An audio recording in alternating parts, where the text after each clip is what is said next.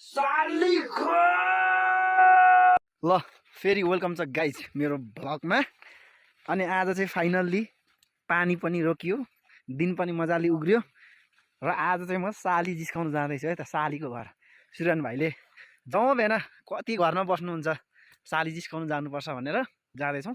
सुरन भाइले चाहिँ के टिपेको भाइ? अनि भाइले चाहिँ यहाँनिर अल्चा टिप्दैछ।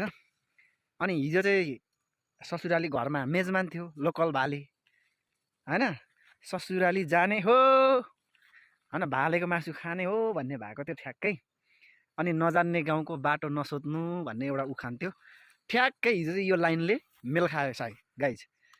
तेल भनेर लगाएको मटी तेल परेछ हो। अनि हाम्रो सुरेन भाइ चाहिँ आगो बलेपछि त तर्स्यो नि त। अनि लास्ट टाइम रमाइलो भएको थियो।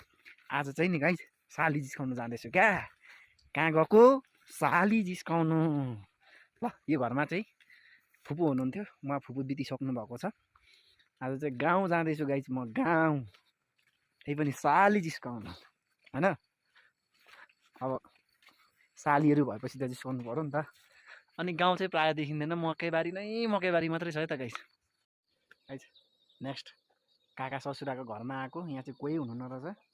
यत्रो गाउँ डुलेँ कि मैले, तर यो घरमा चाहिँ फुलबारी रहेछ है त, फुल रोप्नु भएको रहेछ। खोटाङमा पहिलो घरमा चाहिँ मैले फुल रोपेको घर देखेँ। मेरो काका ससुराको घर है त यो चाहिँ। यो दुइटै हो भाइ।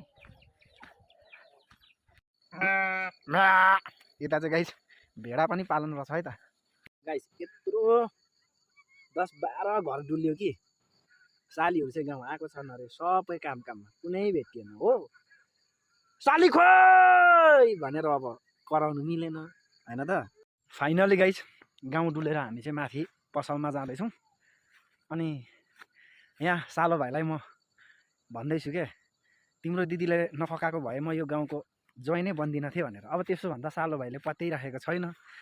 हेर सुरेन भाइ, तिम्रो दिदीले मलाई बिहे गरौँ भनेर फकाएको हो क्या खास चाहिँ।